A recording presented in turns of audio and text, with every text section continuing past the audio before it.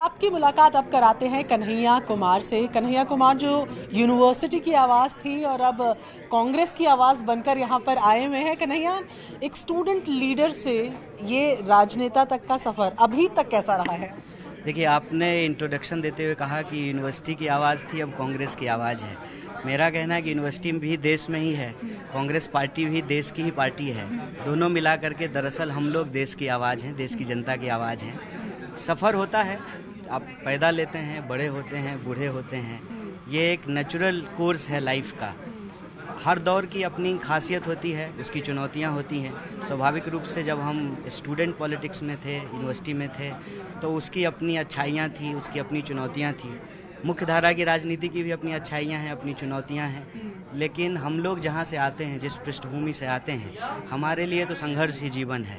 तब भी संघर्ष कर रहे थे, आज भी कर रहे हैं और मुझे लगता है कि अंतिम सांस तक करेंगे। तो अभी कांग्रेस ज्वाइन किए हुए टाइम हो गया अब तो अब तक कैसा, मतलब कांग्रेस रास आ रही है?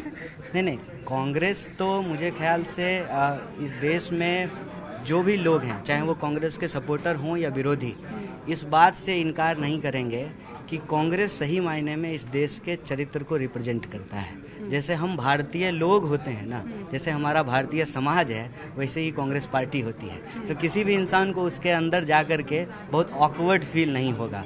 अननेसेसरी अगर उनके पास कोई बहुत एम्बिशन नहीं हो, तुरंत उनको जल्दी से कुछ हासिल ना कर लेना हो, तो मैं समझता हूँ कि कांग्रेस दरअसल एक ट्रेन की तरह है। तो मतलब इंतजार करने को तैयार है अभी कन्हैया, बहुत जल्दी बहुत बड़ा कुछ हासिल करने की होड़ में नहीं है? बिल्कुल भी नहीं। हमारे दौर के नौजवानों की एक सबसे बड़ी दिक्कत यही है कि हर वक्त उनका पेशेंस टेस्ट किया जाता है। आप देखिए, आप टीवी के सामने जब बैठे होते हैं, आपके हाथ में रिमोट होता है, आप बार बार चैनल बदलते रहते हैं। आप नया मोबाइल लेते हैं, एक साल में वो आपको पुराना लगने लगता है, आप दूसरा मोबाइल बदलना चाहते हैं। आज हमारे जीवन में जो सबसे ज़रूरी चीज़ है वो है धीरज, धैर्य।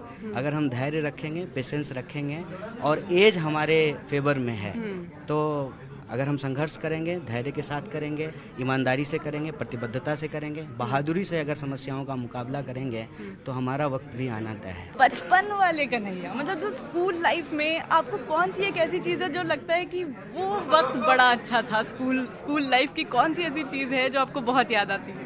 देखिए, जीवन का अलग अलग दौर होता है। आपने कहा कि पर्सनल और पॉलिटिकल। पहली तो समझदारी यही बनी है आज के वक्त में कि पर्सनल और पॉलिटिकल अलग अलग नहीं होता है। मेरा पर्सनल लाइफ ही हमारा पॉलिटिकल लाइफ भी है। अच्छा। और हमारे पॉलिटिकल लाइफ से हमारा पर्सनल लाइफ डिसाइड होता है। आपने कहा कि यूनिवर्सिटी में कैरियर बना, यूनिवर्सिटी से पीएचडी तो हो गई, लेकिन कैरियर तो नहीं बन पाया। पीएचडी करने के बाद नौकरी लेनी थी, नौकरी नहीं ले पाए। ये जो है ना कि पढ़ाई ख़त्म करके नौकरी करेंगे, स्कूल के दिनों में इसका दबाव नहीं होता है। जल्दी से स्कूल की छुट्टी हो, अपना बस्ता कंधे पे टांगा और दौड़ करके जाते थे कि अब जाना है गाछी में जा कर के, हम लोग उसको बगीचे को, बगान को गाछी कहते हैं, वहाँ जा कर के क्रिकेट खेलना है, कबड्डी खेलनी है।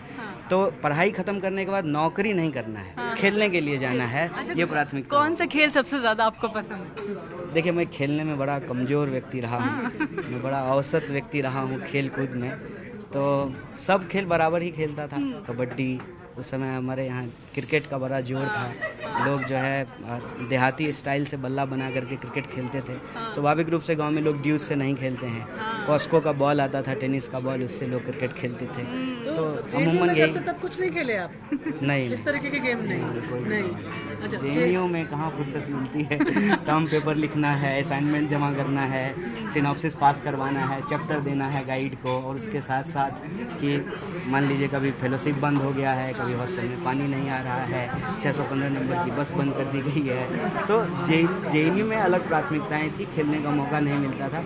वैसे भी हमारे यूनिवर्सिटी के लोग खेलने में एवरेज हैं, मतलब कुछ खेलों में अच्छा करते हैं, अमूमन एवरेज हैं।